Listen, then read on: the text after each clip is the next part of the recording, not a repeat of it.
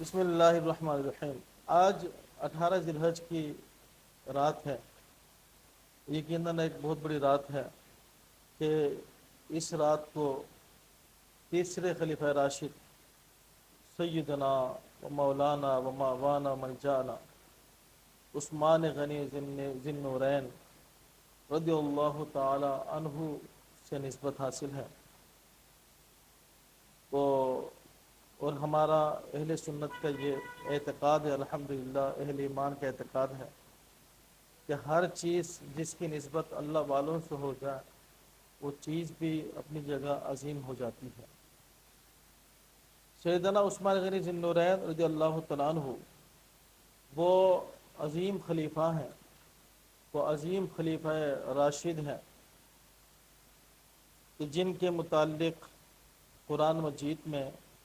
احادیث مبارکہ میں کثرت کے ساتھ ذکر خیر آیا ہے۔ ایک حدیث پاک آپ کے سامنے پیش کرنا چاہوں گا، اور اس دور پرفتن میں، ان حالات میں اہل ایمان کا اپنے بزرگوں سے منسلک ہونا اور ان کے بارے میں آگاہی حاصل کرنا بہت زیادہ ضروری ہے، کیونکہ حالات دن بدن ابتر ہوتے جا رہے ہیں، اور سوشل میڈیا پر ایسے لوگ جو کہ جہالت سے بھرپور ہیں، فتنے پرور، اور جن کا واحد مقصد دین اسلام کو ٹارگٹ کرنا ہے یا دین اسلام کی بنیادوں کو ٹارگٹ کرنا ہے اور بنیاد کی حیثیت رکھنے والی شخصیات کو ٹارگٹ کرنا ہے۔ 18 ذی الحج یقین رکھیں اور یاد رکھیں، بالخصوص میں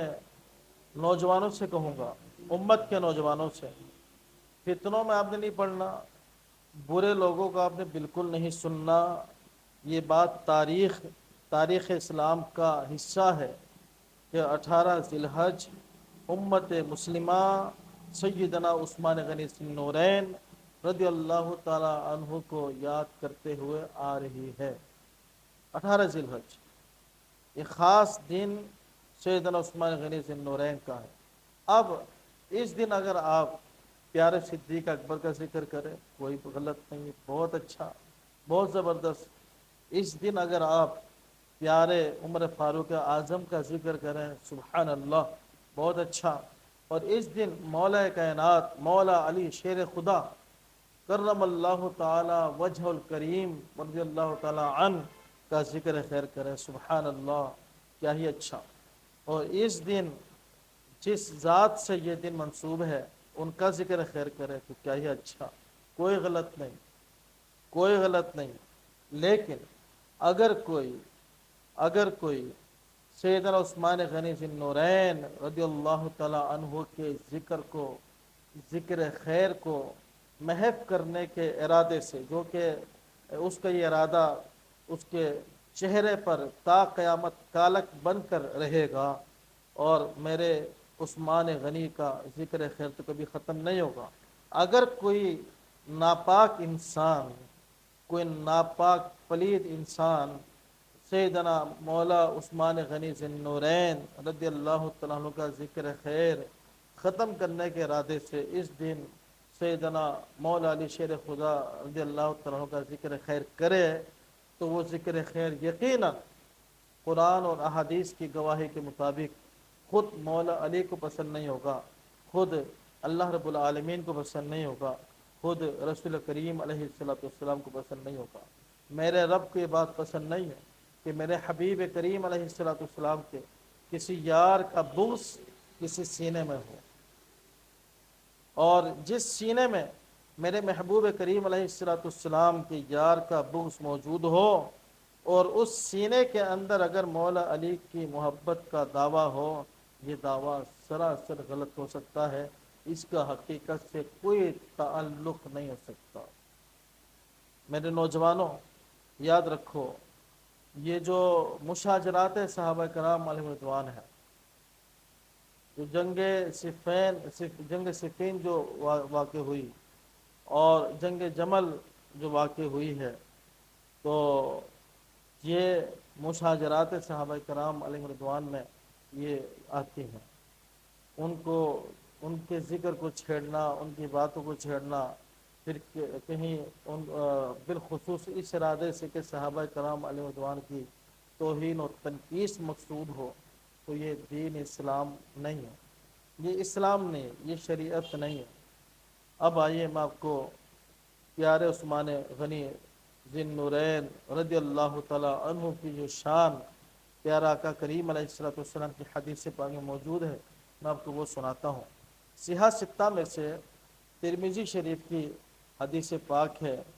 مولا حضرت انس رضی اللہ تعالیٰ سے روایت ہے کہ جب